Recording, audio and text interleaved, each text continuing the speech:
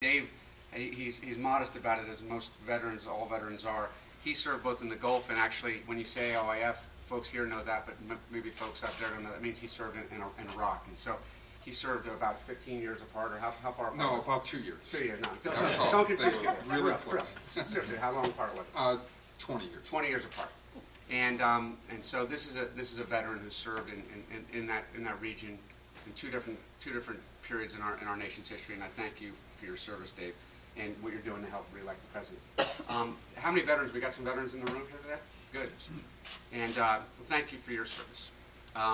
You know, I've been traveling the country for an organization I believe in very deeply, and that's Veterans and Military Families for Obama. It's been around since 2007, and I've been going around the country in this state, Virginia, North Carolina, Ohio, Iowa, talking about what an exceptional, extraordinary Commander-in-Chief President Obama has been.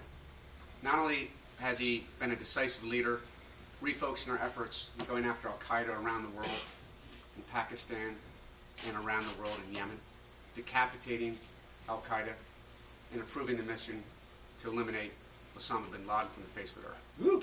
Yes. Woo is right. But more than that, or as much as that, he understands that he has a job to do when Dave comes home, when veterans come home from these wars. 6,532 of our best and brightest have not come home.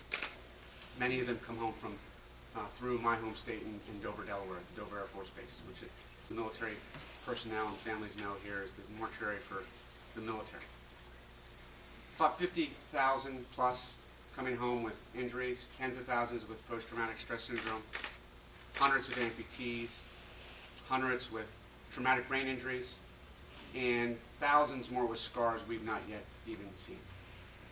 So the question is, what do we do in the face of a generation, in fact, multiple generations? I served in Iraq with a Vietnam vet, folks who have served in several wars. Coming home from these two wars for the last 10 years, Afghanistan will be the longest war this nation has fought.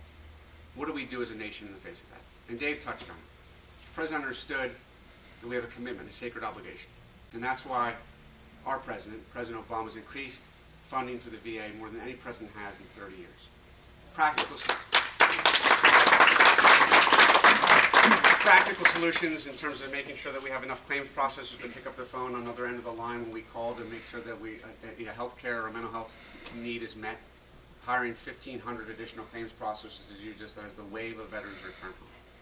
A bunch of things in between, including, as Dave mentioned, a tax credit for small businesses in towns like Appleton and across the state of Wisconsin, up to $10,000 to hire veterans. Post 9/11 GI Bill, which we can now pass on to our spouse or our child, and expand education opportunities, not just for the veterans, but also for their families. So, you know, in life, as my grandfather used to say, heard my dad say before, don't tell me what your priorities are. Show me your budget, and I'll tell you what your priorities are. The President's budget has reflected his commitment to veterans. And you compare that to Paul Ryan's budget, and it doesn't show the same commitment. Let's just look at what Paul Ryan was doing in 2002 and 3 and 4. Among other things, he was doing two things that are of particular interest to me. Number one, Paul Ryan was voting to give a tax cut to the wealthiest 1% of Americans. That blew up our budget, exploded our deficit. At a time when he was voting to send a generation off to 2 wars in Iraq and Afghanistan. One of the first times in our nation's history where we actually cut taxes for the most privileged and wealthy among us, but sent a generation off to war. 1% tax cut for, and a ticket to Iraq or Afghanistan for about 1% of our population. 2.3 million of our citizens have served in Iraq and Afghanistan over the last decade, representing just 0.75% of our population. So what is Paul Ryan doing in 2012 in the budget he passed in the United States Congress? The exact same thing. He wants to double down on the Bush tax cuts that busted our budget, exploded our deficit, as I just said, to the tune of $1.2 trillion tax cut for the wealthiest 1% of Americans.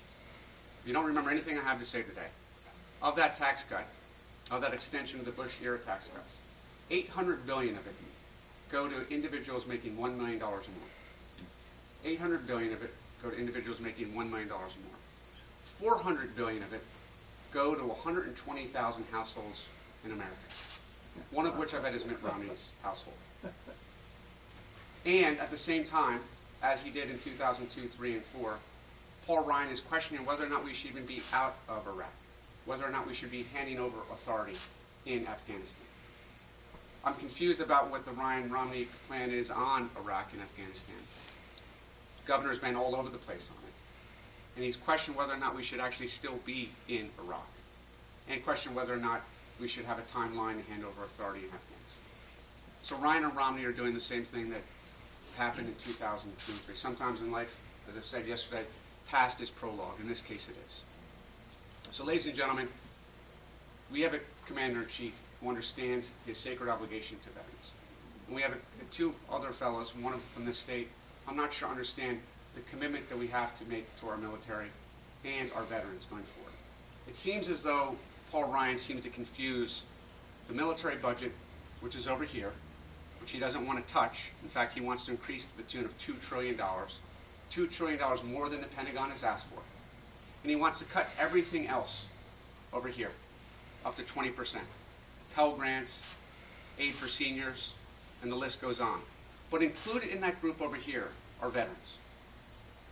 Paul Ryan would cut the VA by $11 billion in the first year, 85% of which goes to meet the health care needs of our veterans, some of whom are in the golden years of their lives, like the gentleman I met in Marshalltown, Iowa last month, who's a World War II veteran, survivor of Pearl Harbor, and a survivor of the Arizona. Wow. So I just ask you to look at what Paul Ryan's focus is. I stipulate that he's an honorable, decent man who loves his country. But he's focused on the 1% of people that don't need a tax cut.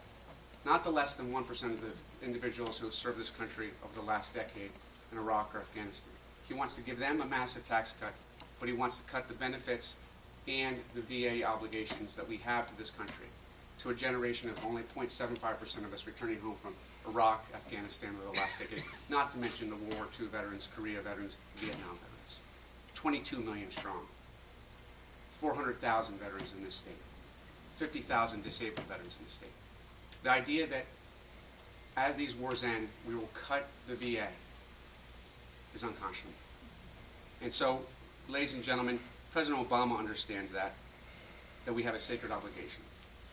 You know, you have a congressman here in this state and Governor Romney from Massachusetts who kind of divide America into groups of 47% and 30%.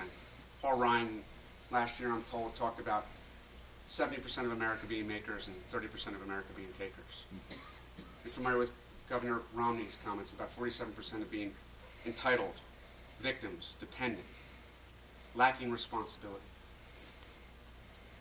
It's people I serve with, people Dave served with, are in that 47%. They're some of the most responsible people I've ever met. Telling me that a family of 2, 3, 4 individuals making $25,000, $30,000 a year, working several jobs to put food on the table, taking responsibility for their children, for their home, for their family, are not responsible.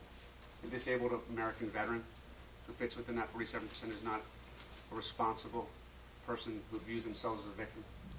A person who goes to Iraq or Afghanistan and serves our country who's part of that 47% is not responsible. It's outrageous. It's outrageous. It's time we stop dividing our country into haves and have-nots, makers and takers, and people who view themselves as, from their words, victims, dependent, and entitled. The President doesn't. The President understands the words of George Washington. And I'm going to paraphrase George Washington, but you all know the quote. George Washington said, "The willingness with which a younger generation, our future generations, will be willing to serve in any war, no matter how justified, will be directly proportional to how they view their government, treats them, and appreciates returning veterans." The President of the United States understands that. I'm not sure Paul Ryan does. Thank you all very much. With